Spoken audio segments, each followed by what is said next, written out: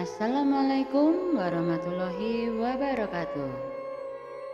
Jumpa lagi bersama saya Rani di channel Pusaran Misteri. Pada kesempatan kali ini, Rani akan membacakan kelanjutan dari cerita serial Wanita di Kamar Rahasia, yaitu bagian yang ke-25 dengan judul Bagai Disengat Ribuan Lebah. Kisah ini ditulis oleh Min Hazel, dan bagi teman-teman yang ingin membacanya secara langsung, silakan berkunjung di akun pribadi Facebooknya. Linknya sudah ada di bagian deskripsi di bawah ini. Dan seperti apa untuk kisah kali ini? Langsung saja kita simak ceritanya. Selamat mendengarkan. Wanita di Kamar Rahasia, bagian 25. Bagai disengat ribuan lebah. Setibanya di rumah Iskandar, Narendra didudukkan di ruang keluarga. Iskandar tidak dapat berpikir jernih. Yang ada dalam otaknya hanya mencari kiai yang bisa menyadarkan Narendra kembali. "Syah, tolong kamu jaga Jasima di sini ya. Kamu siapkan makanan juga untuknya dan juga Ronald. Saya ada urusan sebentar," katanya pada sang istri. Kegelisahan terlihat jelas di mata Iskandar. Esya menangkap kegundahan hati Iskandar. Maka sebelum suaminya pergi, Esya bertanya,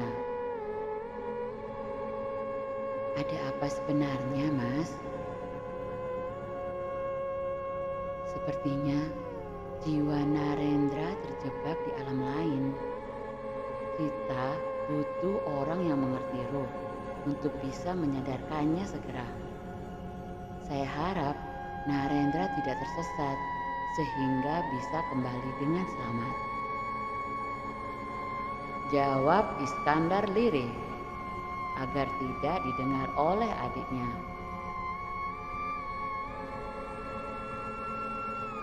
"Astagfirullah, ternyata Narendra begitu.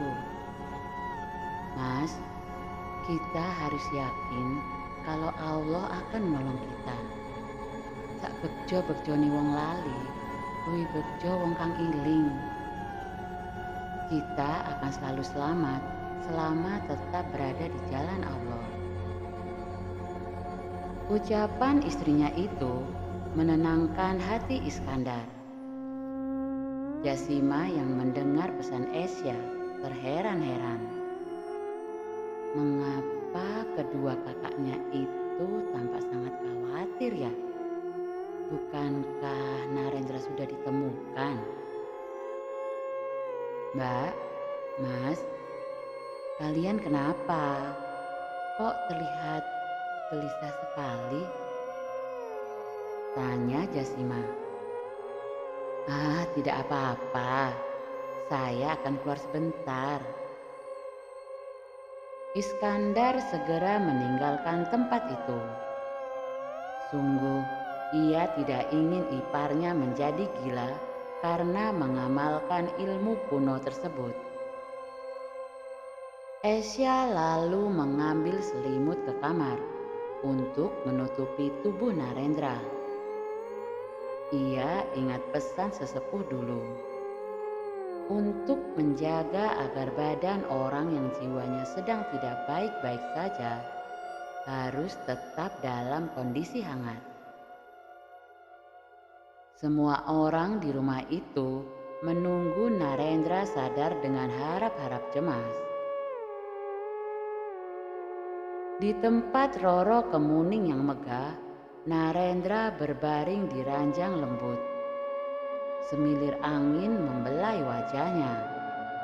Wangi kasturi menguar dari segala penjuru. Sesekali suara gamelan mengalun lamat-lamat. Sungguh, ini tempat yang sangat nyaman, gumam Narendra. Ia teringat hari-hari semasa masih normal dulu. Narendra sangat merindukan dirinya yang dulu. Berjumpa dengan klien, memotret aneka gaya, pergi ke restoran, keluar masuk kafe, kencan dengan Jasima, dan nongkrong dengan teman-temannya. Narendra benar-benar memiliki kehidupan yang sempurna. Saya ingin hidupku yang dulu, batinnya. Narendra bangkit ketika mendengar langkah kaki. Ternyata Roro Kemuning yang datang lagi. Ia masih disertai 2 pengawal yang memakai baju besi. "Apa istirahatmu menyenangkan?" tanya Roro Kemuning. "Iya, karena ini pertama dan terakhir kali saya berada di tempat ini. Jadi saya harus menikmatinya." Mendengar ucapan Narendra, Roro Kemuning mengernyit. Tentu saja. Bukankah setelah ini kita akan tinggal di rumahmu?" Roro Kemuning berpura-pura tidak paham maksud Narendra sebenarnya. Tidak ada makhluk yang bisa memperbudak makhluk lainnya. Begitu juga dengan dirimu. Saya akan melakukan segala cara agar bisa lepas darimu, ketus Narendra. Pongah sekali pemuda ini. "Wahai pengawalku, ajari dia bagaimana bicara sopan padaku." Roro Kemuning menjentikkan jarinya kepada 2 pengawal dengan wajah sinis. Mereka dengan sigap menangkap tubuh Narendra dan mengikatnya dengan tali yang berpendar. Setiap kali Narendra bergerak, tali itu malah semakin kuat mengikat tubuhnya. Salah satu pengawal mencekik leher Narendra. Namun, rasanya tidak seperti orang yang jalan napasnya ditutup. Dingin seketika menjalar ke seluruh tubuh Narendra. Suhu itu lebih membuatnya menggigil dibanding pendingin ruangan di rumah Narendra. Narendra lalu merapal beberapa mantra yang ia ingat, namun tidak mempan. Pengawal tersebut seolah memiliki cadangan energi, sehingga setiap kali lemas, dalam sekejap tubuhnya kembali kuat. Ia mencekik Narendra semakin kencang, hingga pemuda itu merasa seluruh tenaganya habis. Para pengawal tersebut masih tidak mau berhenti. Mereka merogoh tubuh Narendra dan menarik sesuatu berwarna hitam yang mirip akar-akar beringin. Setiap kali benda itu dicabut, dada Narendra sakit tidak tertangguhkan. Semakin lama, gerakan mencabut semakin cepat. Narendra benar-benar menderita. Jika Tuhan mengambil nyawanya saat itu, ia sudah rela, asal bisa lepas dari para makhluk jahat itu. Bagaimana? "Apa kau masih ingin berpisah denganku?" tanya Roro Kemuning sembari melipat tangan di depan dada. Di tengah kesakitannya, Narendra menatap Roro Kemuning. Ia meludah. Roro Kemuning murka, matanya terbeliak. "Masukkan dia ke kawah.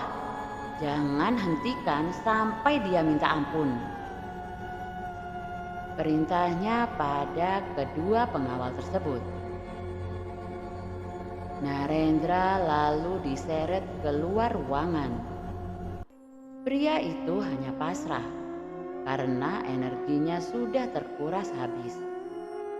Ia lunglai. Ketika Narendra dilempar ke kawah yang membara, ia merasa panas tiada terkira. Narendra berusaha memfokuskan pikiran agar bisa kembali ke raganya. Namun, Roro Kemuning mengayunkan cemeti ke arah Narendra. Ketika benda itu mengenai tubuhnya, Narendra merasa jiwanya tercerai-berai. Sakit luar biasa. Narendra terus memfokuskan pikiran. Tiba-tiba ada pusaran angin yang muncul dari dalam kawah dan menyedot tubuh Narendra. Seketika ia berada di dalam gua. Ia bersyukur karena telah kembali ke alam manusia.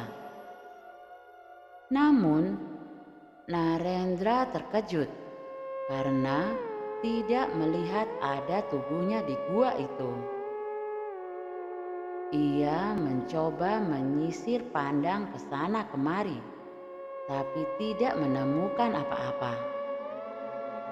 Mendadak, awan tebal mengitari tubuh Narendra.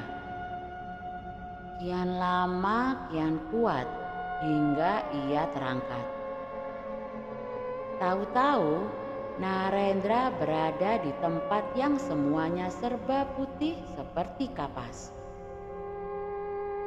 Ada makhluk dengan kepala mirip babi yang berkeliaran di tempat itu. Narendra kebingungan. Semakin ia tidak bisa fokus, semakin banyak makhluk itu. Mereka berputar-putar mengelilinginya. "Di mana saya?" teriak Narendra. "Kau ada di pusat segala makhluk halus berkumpul." Terdengar suara yang membahana, tapi tidak terlihat wujudnya. "Energimu akan dihisap habis, dan kau akan tinggal di sini selamanya." Suara itu terdengar lagi. "Bagaimana bisa saya sampai di sini? Keluarkan saya dari sini, tolong!" pinta Narendra. Ia sungguh tidak tahu ada di alam apa saat itu. "Kami tidak memintamu ke sini. Makanya jangan menjadi manusia yang iseng. Kita punya alam masing-masing. Kenapa kau kebanyakan tingkah dengan berkelana kemari? Itu salahmu." Setelah suara itu berhenti, ada kabut hitam yang meliputi kepala Narendra. Ia merasa ada ribuan lebah masuk ke batok kepalanya. Narendra berteriak kesakitan sampai serak suaranya. Dalam keadaan begitu, bantuan sangat ia butuhkan. Narendra ingin memanggil Kisarwa Putih, tapi tidak tahu caranya. Sementara itu, di rumah Iskandar, seorang kiai yang terkenal sakti telah didatangkan. Pria berpeci putih tersebut menyentuh kening Narendra. Ia tampak berpikir sejenak. Lalu, "Nak, ambilkan air segelas," ucap pria itu pada Iskandar. Iskandar bangkit. Ia berjalan menuju dapur. Jasima, Ronald, dan Esya menanti dengan harap-harap cemas. Mereka tidak mengerti sama sekali apa yang terjadi pada Narendra. Sempat melintas dalam pikiran Jasima ide untuk membawa suaminya ke rumah sakit. Namun, ia belum menyampaikan itu karena Iskandar terlanjur mengundang kiai. Tak beberapa lama kemudian, Iskandar kembali. Ia menyerahkan air di dalam gelas kepada sang kiai. "Saya minta bantuan kalian semua untuk membaca surat Al-Ikhlas sebanyak-banyaknya sampai Nak Narendra sadar," ucap kiai tersebut. Mereka semua membaca doa dengan sungguh-sungguh. Sang kiai sesekali meniup air, mencelup jarinya ke gelas, lalu membasahi bibir Narendra dengan itu. Kian lama, ayat suci yang dibaca kian keras hingga memenuhi ruangan. Ternyata hal itu didengar oleh Narendra yang berkelana ke alam lain. Dan itulah akhir dari cerita Bagai Disengat Ribuan Lebah. Cukup sekian untuk cerita kali ini. Apakah sang kiai itu akan berhasil menolong Narendra? Dan apakah Narendra akan bisa bangun dari tapanya? Temukan jawabannya di kisah selanjutnya. Oh iya, tolong tulis pendapat kalian di kolom komentar tentang kisah kali ini. Dan bagi teman-teman yang baru saja bergabung, jangan lupa untuk like, komen, dan share, serta klik tombol subscribe channel ini. Kemudian, agar kalian bisa mengikuti kisah selanjutnya dari cerita serial Wanita di Kamar Rahasia ini, silakan menyalakan tombol lonceng notifikasinya. Tani pamit undur diri. Sampai jumpa di kisah selanjutnya. Akhirul kalam, wassalamualaikum warahmatullahi wabarakatuh.